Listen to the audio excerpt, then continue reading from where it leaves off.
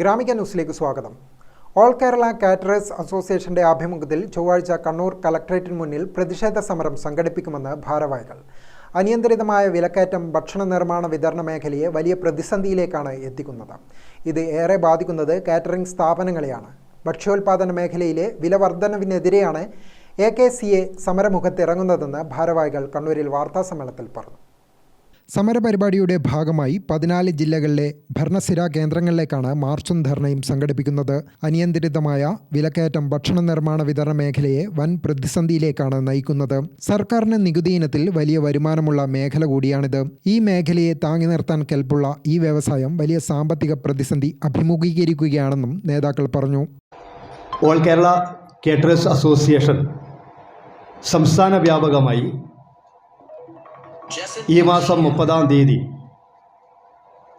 ഭക്ഷ്യോൽപാദന മേഖലയിലെ നിത്യോപയോഗ സാധനങ്ങളുടെ അടിക്കടി ഉണ്ടാകുന്ന വിലക്കയറ്റത്തിനെതിരെ കേരളത്തിലെ എല്ലാ ജില്ലാ കലക്ടറേറ്റിന് മുന്നിലും ധർണാ സമരം നടത്തുകയാണ്.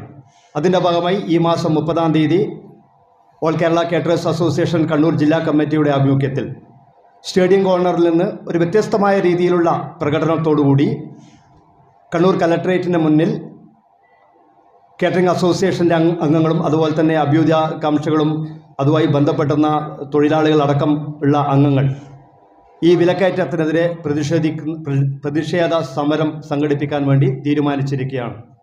ഭാരവാഹികളായ P. Joy, Vincent Thomas, KJ Tomy, Ranju Changakkattil, MM Rameshan എന്നിവർ വാർത്താസമ്മേളനത്തിൽ സംബന്ധിച്ചു. News desk Gramika.